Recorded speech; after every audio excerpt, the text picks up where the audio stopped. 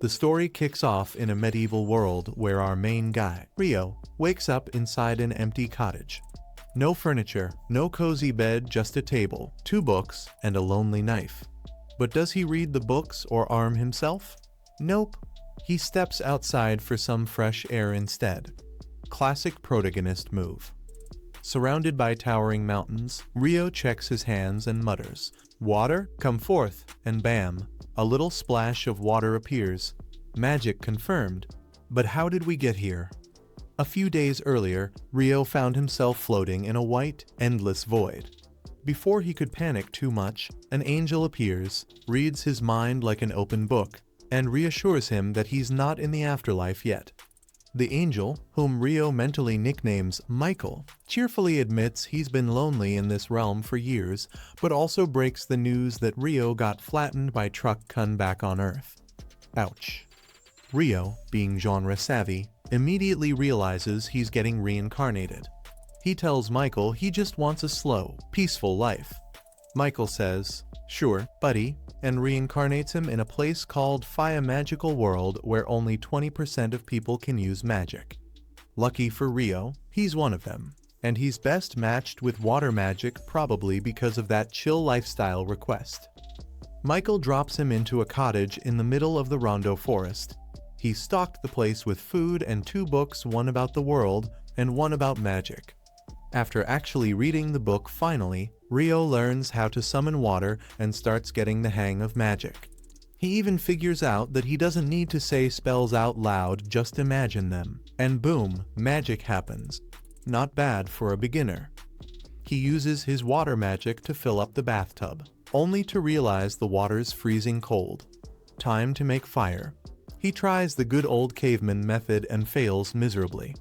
But then, using some high school chemistry, he splits water into hydrogen and oxygen, accidentally freezes it into ice, then uses the ice as a magnifying glass to focus sunlight and start a fire. Fire unlocked. Bath achieved. Clean and relaxed, he realizes he'll soon run out of food. But going outside means monsters, and that tiny knife Michael gave him isn't going to cut it literally. So, he starts working on attack spells. His first attempt, Water Ball, is about as threatening as a water balloon. He tweaks it into Water Jet, but it still can't damage a tree. He switches focus to Ice Magic Stronger, but way harder to control. After days of trial and error, he becomes decent enough to form ice crystals, even if he still can't shoot them like projectiles.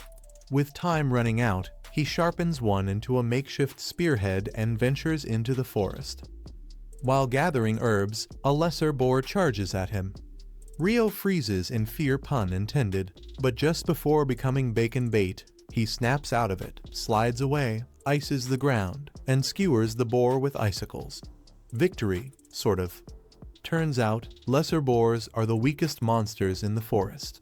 Back home, he reads up on more monsters. Dragons? Run. Akuna? Don't even try. Just pray. Still, Rio's not giving up. The next day, he finds some fruit, and just when things are looking up, an assassin hawk dive bombs him. It uses invisible air magic, and he realizes running is pointless. So he traps it in ice. Thinks it's dead. Surprise? It's not. The hawk escapes with only one eye. Days pass. Rio trains like crazy, fighting weak monsters, fishing, refining his ice powers until he can slice through mountains. But every night, he returns to where he saw a Dullahan, a spooky, headless warrior with smoke pouring from its neck. They spar regularly, and while Rio keeps losing, he suspects the Dullahan is trying to make him stronger. One day, the Dullahan forges an ice sword and silently offers it to him. Rio accepts. Teacher vibes achieved. Then, the hawk comes back. Bigger, blacker, and angrier than ever. Yep, it evolved. It blasts through all of Rio's defenses like paper. In desperation, Rio grabs the Dullahan's sword and finally defeats the hawk for good. He gives it a moment of respect, realizing it evolved just to fight him. A worthy rival. But the world's not done with surprises. A dragon shows up and talks. Telepathically. Rio's shocked. The dragon's shocked he can use telepathy again. They have a chat, and when Rio shows the ice sword, the dragon instantly recognizes it. It's the sword of the Fairy King. Wait, what? The dragon asks what Rio did to earn such a gift, but Rio has no clue. They part ways, and Rio continues living his not-so-slow life. Meanwhile, Mr. Angel upstairs checks Rio's status screen and realizes he missed something huge. Rio has eternal youth. The last guy didn't have that, so Michael didn't notice. And as Rio enjoys his new powers, a mysterious red-haired boy washes up by the riverbank. Who is he? One day, Rio heads down to the beach. When he gets there, he finds a wrecked ship just chilling on the sand. Curious, he checks it out and spots a guy lying next to it. But then, from the other side of the beach, he hears someone groaning. Turns out, someone did survive. That survivor is Abel, who thought he was going to die at sea after a giant sea monster wrecked his ship during a massive storm. But plot twist, he wakes up in a warm bed, all his stuff neatly placed on a nearby table. He grabs his gear and heads outside, hoping to get his bearings, but all he sees is trees. Right then, Rio strolls out of the house like it's totally normal to be living in the middle of nowhere, half naked in a loincloth. Abel's confused and also mildly concerned about Rio's fashion choices, but before asking anything too rude, he thanks him for saving his life. Rio shrugs it off, saying all he did was carry Abel home. Unfortunately, Abel was the only one left alive. Abel isn't too broken up about it, though they were all illegal smugglers. Rio doesn't totally get what a smuggler is, but whatever time for lunch, Abel's clearly starving. Over their meal, Abel can't hold it in anymore and asks why Rio is dressed like a caveman. Rio calmly explains that he's broke and also isolated. There's literally nowhere nearby to buy clothes even if he had money. Abel's surprised, but honestly impressed. For a guy living in the woods with no resources, Rio's got it pretty together. Abel asks if the meat they're eating was caught with that knife on the table, but Rio says that's just for butchering. He hunts using water magic. To prove it, he casually fills a jug with water. Abel is floored. Where he's from, even in the Central Plains, only half the people can use magic. Rio's surprised too. He was told it was rare. After lunch, Abel says he wants to check something back at the shipwreck. Rio agrees to guide him. On the way, Abel notices Rio doesn't use a magic staff and assumes it's another money issue. Feeling a bit guilty, he offers to handle any monsters they run into as payback for Rio's help. Rio tries to tell him that he can hold his own just fine, but Abel insists. When they get back to the wreck, all the bodies are gone. Rio guesses some monster probably cleaned up the mess. Lucky for Abel that Rio found him first. Abel looks around but doesn't find what he was looking for. When Rio asks what's next, Abel says he needs to regroup with his friends, but they're far north, and he's not even sure how far south he is now. It's going to be a long trip. So he turns to Rio and asks, "Wanna come with me?" Rio is caught off guard but agrees. He's curious about the world beyond the trees anyway. But first, he needs to wrap up a few things, so they agree to leave the next morning. That night, Rio heads out into the forest alone. Abel finds it weird, especially since Rio said there's no one else around, but decides not to pry. Turns out, Rio's meeting Delahan, his forest sparring partner. This might be their last match for a while, so Rio plans to go all out. They duel, and though Delahan is still better, Rio puts up a good fight and even manages to push him back a little. After the match, Delahan gifts Rio a special robe as a farewell present. Rio is genuinely touched. The next morning, the journey begins. But almost immediately, they run into a boar monster. Abel tells Rio to step back, then uses a flashy move called Total Impalement to skewer the beast like a shish kebab. Rio's jaw drops. He's never seen a non-magic move that strong. Abel explains that people who can't use magic fight with combat skills. Later, they reach a marsh full of lizardmen. Abel wants to avoid a fight, But while circling around, Ryo senses the lizards creeping up on them. He warns Abel, who preps for battle, but Ryo decides to take over. With a flick of his hand, he launches a flurry of ice spears and wipes out the lizard squad. Abel is speechless. Afterward, Abel asks how Ryo managed to cast multiple spells at once. Apparently, most mages can only do one at a time. Ryo's confused because he has never had that problem with water magic. Ryo then offers Abel a glass of water, and Abel notices the incantation is different this time. When asked why, Ryo just plays it cool. Truth is, he doesn't need incantations. Eventually, they leave the forest and enter rocky terrain, only to find out they've accidentally wandered into a rock golem hotspot. Rocks start flying, and Ryo is fascinated. These golems look nothing like he expected. Abel tries using total impalement again, but the golem just regenerates. Ryo figures they need a one-shot knockout, so he summons a giant ice cube from the sky and crushes the golems with it. They find a huge magic stone in one of the crushed golems and decide to keep it. Abel mentions that monsters like golems are often found in dungeons. Dungeons? Ryo lights up like a kid at a candy store. Why didn't Abel mention dungeons earlier? Luckily, there's one in Lune, the very town they're headed for. On the way, they chat about dwarves and elves. Dwarves are short, strong, and love crafting. There are a bunch in Lune. Elves, on the other hand, mostly stay in forests and avoid people. Abel only knows one in Lune. Suddenly, Ryo senses something terrifying. A giant griffin appears. Yeah, they're in trouble. Thinking fast, Ryo tosses out some meat. Abel follows suit. The griffin snatches up the snacks and flies away, apparently satisfied. Abel says griffins haven't been seen near human lands in centuries, so if they're showing up here, that mountain is probably holding back all kinds of nightmare fuel. And sure enough, their next encounter is a flock of wyverns. Abel wants to detour, but Ryo's had enough. He jumps out and slams the wyverns with icicle spears like he's playing Whack-A-Dragon. Abel is amazed. Normally, it takes 20 adventurers to take down even one wyvern.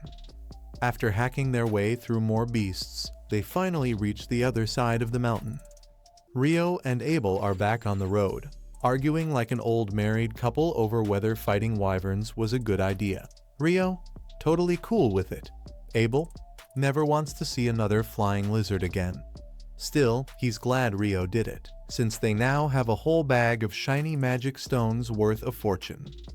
Eventually, they head far north and spot a narrow road up ahead. Classic clue that a town's nearby.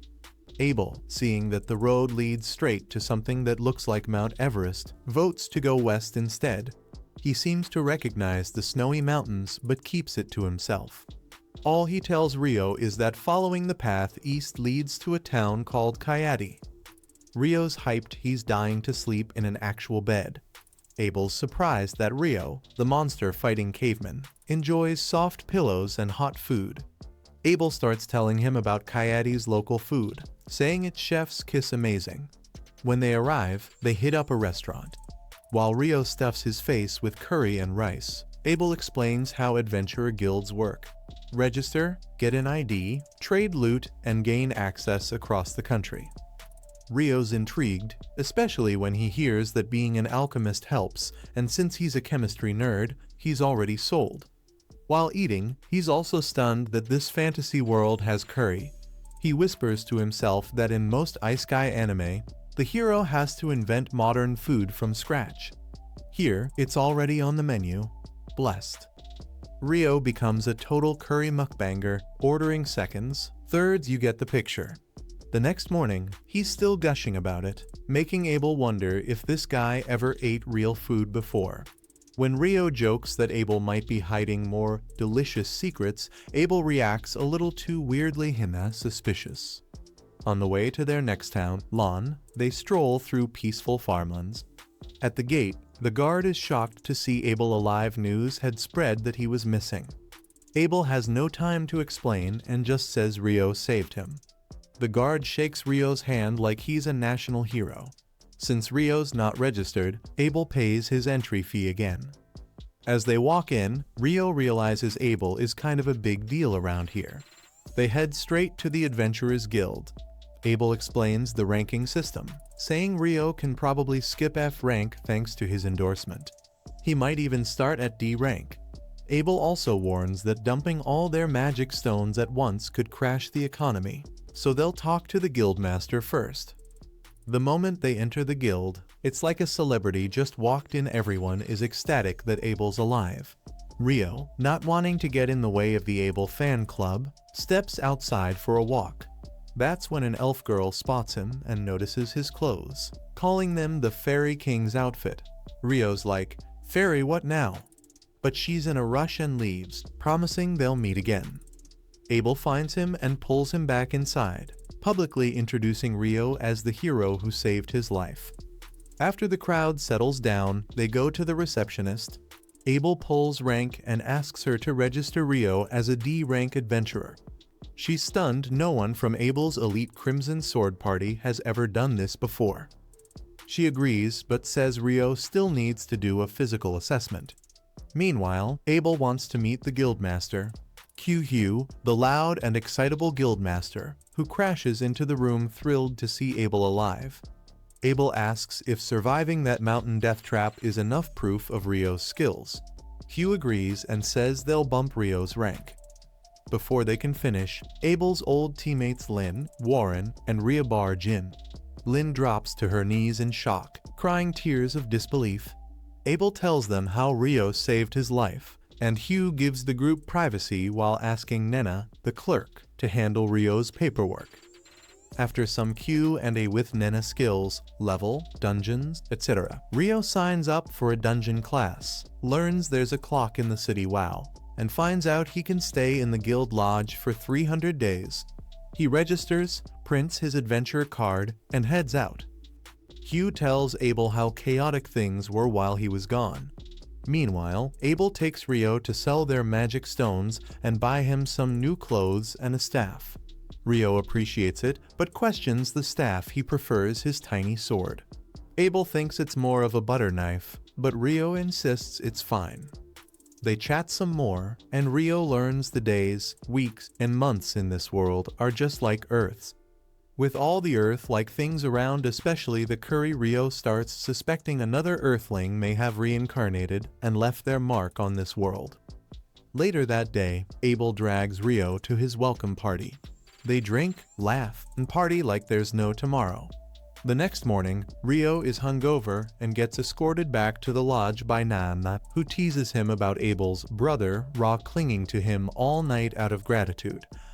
At the lodge, Na introduces Rio to his new roommates Niels and Ito. Niels instantly starts simping over Na, while Ito rolls his eyes and greets Rio instead. They all agree to keep things chill between them. Then Na brings in one more roommate, Ian, a 16-year-old who lost her parents and now wants to become an adventurer. Rio's now got a full adventuring squad in his dorm. Meanwhile, Abel tells his team just how insane Rio's magic is. Ice magic. No staff, wyvern slaying. Lynn is in denial. That kind of magic, she says, defies all logic. Ria mentions a legend, the Inferno Magician. But that's just a fairy tale, right? They worry about Rio's power and wonder if he might join the Empire. Abel reassures them that's not happening. Rio hates the Duhai Empire with a passion. Back at the lodge, Rio laughs and jokes with his new roommates, quietly amazed at how crazy his life has become. The next day, the teacher wraps up the intro course after 5 intense days of dungeon training. Now it's time for the real deal, their first trip into an actual labyrinth. Ammon's nervous, but Rio tells him to relax or he'll burn out before they even begin. Before heading out, the teacher answers a clever question from Rio about jumping straight to already cleared levels. Turns out, that's a thing, just not here. Loun's Cavern doesn't allow shortcuts, and even then, it's mostly a southern region rumor. As they approach the dungeon, the teacher drops a fun fact. The entire city was built around this giant labyrinth. Every few years, monsters inside multiply like crazy in an event called the Roar of the Depth. Sometimes, they even crawl out into the city. hence the double walls. At the entrance, they skip the usual registration perks of being students, and the tutor tells them the first floor is pretty tame. They can roam freely, but shouldn't stray too far.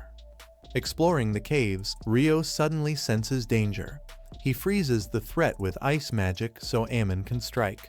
Turns out it's a soldier ant way too tough for a first-floor enemy. Still, Rio's frost lances and Ammon's sword skills get the job done. They even harvest a magic stone because, hey, adventuring has bills too. Later at the dorm, their roommates cheer their first dungeon run. Niels grumbles about the drink not being alcohol, and Ido reminds him it's dorm rules. They're all surprised the duo beat a soldier ant, but Rio calls it teamwork. Planning their next dive, Rio offers to go as deep as the third layer with Ammon, who's thrilled. But Rio admits that Soldier Ant was out of place. It shouldn't be on the first floor. Niels agrees. Then Bam Abel, leader of the Scarlet Sword, walks in like a celebrity. Everyone fanboys for a second. Abel gives them some sage advice. A real adventurer's best weapon is survival. When his teammates drag him off to report to the guild master, his comrade Lin gives Rio a long, unreadable look. Later, she admits to being curious Rio might just be the real deal. The next day, Rio and Ammon hit Layer 3. Rio snipes with ice magic while Ammon tanks with his sword. After the battle, they rest, and Rio notes that Ammon's swordplay reminds him of Abel. Turns out Ammon trained under an old man named Kira, who studied the elite hewn style. Rio shares that he had a mentor too, though his sword style is, let's say, custom. Rio advises Ammon to build stamina. His style is safe but tiring, and Rio recalls how Abel trained like a man possessed every morning. Inspired, Ammon promises to do the same. The next morning, Rio skips the dungeon and heads to the library because magic is cool, but knowledge is power. He's wowed by the alchemy section and dives into both theory and recipe books. Just as he's settling in, the sky darkens a solar eclipse. Then, chaos. A horned woman crashes the piece with a fire blast. Rio quickly throws up ice shields, barely blocking it. She's not your average baddie, probably on the same level as a behemoth or griffin. She launches fire, wind, and blade attacks, and Rio counters with icy precision. It's an epic dual magic versus raw power. She's fast boosted by wind magic and Rio's forced to defend, but his Fairy King's gear keeps him in the game. Eventually, he lands a hit, but she regenerates instantly. Just as the tide turns against him, it starts raining. Acid rain. That gives Rio an opening, but before he can finish the fight, the eclipse ends and the demon vanishes.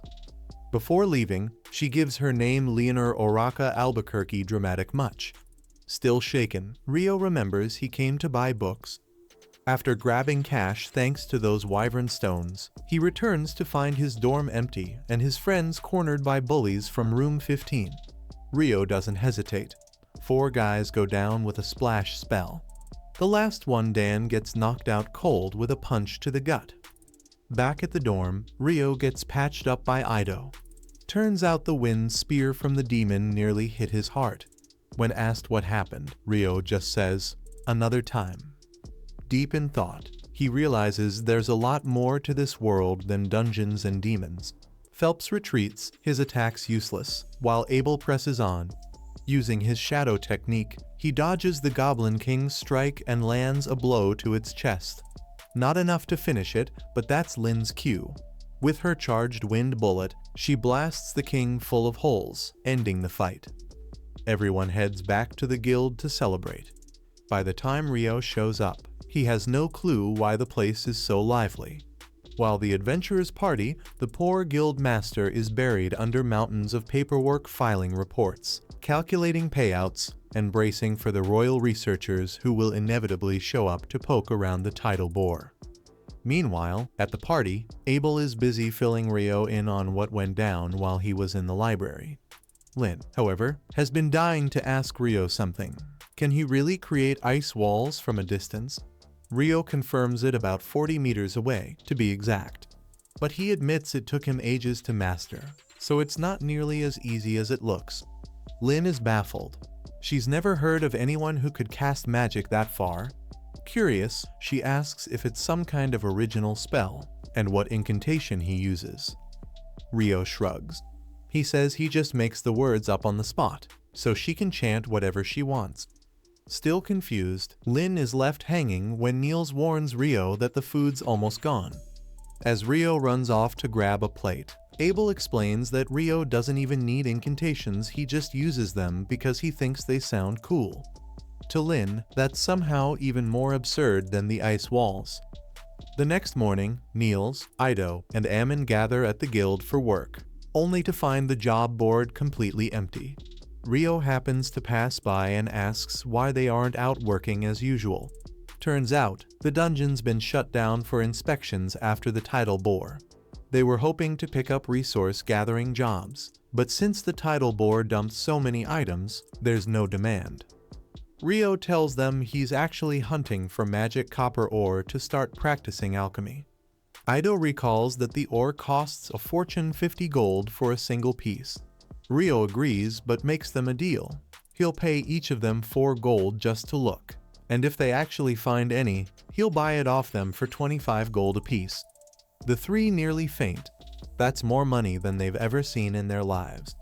Ido hesitates, asking if Rio's really okay with paying that much. Rio points out that even if they succeed, he'll only spend 37 gold instead of 50, so it's a bargain for him too. Thrilled, the trio rush off to begin their search. Not long after, Rio hears a commotion outside. He finds Dan arguing with a group of knights trying to drag off a girl in broad daylight. Dan frees her, but now he's in trouble. He's outnumbered 4-1, and they're armed. Just as their leader steps forward to teach Dan a lesson, he suddenly trips and faceplants. Everyone is confused. There was nothing on the ground, but when he tries to get up, he trips again. The knights, humiliated, accuse Dan of foul play. At that moment, Phelps arrives and is disgusted to see knights behaving this way. They try to threaten him, but that backfires instantly. Phelps' Heimline is no ordinary adventurer. His father was once the captain of the Royal Knights, giving the Heimline family huge authority over them. Realizing they've picked the wrong fight, the knights quickly retreat. Phelps, however, notices Rio quietly watching and realizes he was the one making the knights trip. Abel had told him about Rio's magic, but seeing it firsthand still left him stunned. Out of gratitude, Phelps keeps Rio's involvement to himself. That night, while eating at the tavern, Rio runs into Abel oddly without his party. Rio teases him about sneaking off to the red light district, which makes Abel panic. After some back and forth, Rio figures out Abel secretly has a crush on Ria, despite Abel's frantic denials. Changing the subject, Abel admits he actually is going to the red light district, but not for fun. The corrupt knights Rio saw earlier are regulars there, and Abel wants to stop them before they hurt someone. On their way, Rio spots 2 shady adventurers in black cloaks, people he's never seen before. Abel says outsiders sometimes come to explore the dungeon, but with it closed, it's suspicious. The cloaked pair immediately flee once they notice Rio and Abel watching. Later, the 2 heroes deliberately walk into a dark alley and, sure enough, get ambushed by the cloaked adventurers. But Rio had already anticipated this, so he casually drops ice on their heads. They hand the group over for interrogation, but it's clear something bigger is brewing. Elsewhere, Phelps lures the corrupt knights into a trap. With Shenna's paralytic needles immobilizing them, he coldly declares that they've disgraced knighthood long enough. Her fire magic burns them to ash, leaving nothing behind. The next morning, the research team from the capital arrives just as Hugh predicted and immediately starts making a mess. Clive, the arrogant leader, seizes the town's food supplies and demands the dungeon be reopened with adventurers to guard him. Hugh argues it's dangerous, but Clive insists. Finally, Hugh agrees, but warns that if anything goes wrong, the blame falls on Clive alone. Clive reluctantly accepts. Around noon, Rio is on his way to eat when a girl runs up, asking for directions to the Adventurers Guild. He guides her there. Her name is Natalie Schwarzkopf, and she delivers a request for Abel's party to escort the researchers into the dungeon. Rio is surprised the dungeon's being reopened at all, but Abel isn't. He explains that decades ago, after a tidal bore, an rank party was sent down and not one of them returned, not even their near S-rank leader. Ever since, closing the dungeon after a tidal bore became guild policy. Rio finds the story interesting, but his stomach wins out. He heads off for food. Meanwhile, Lynn asks Natalie if she really belongs to the famous Schwarzkopf family, known for their legendary water magic. Natalie confirms, so Lynn eagerly asks if she's ever heard of a spell that lets a mage create an ice wall from far away. Nye doubts it's possible, but Abel shuts her down. Rio can throw up an ice wall from 40 meters away. He warns everyone not to mess with Rio. If anyone's dumb enough to try, they should just surrender, since even all of them together wouldn't stand a chance. He even tells Na to go straight to Rio if she ever needs help. 3 days later, Rio's friends return with 2 magic copper ores. Rio pays them 90 gold coins, and they're thrilled they won't need money for a while. Meanwhile, the dungeon team reaches the 7th floor, but it's eerily empty. They discover a strange black square carved into the wall. Excited, MLive orders instruments set up to send data to Natalie's analysis crew. But when Clyde's team pushes a measuring device through the square, they're instantly teleported, and the surface team loses all contact. That's where episode 6 ends.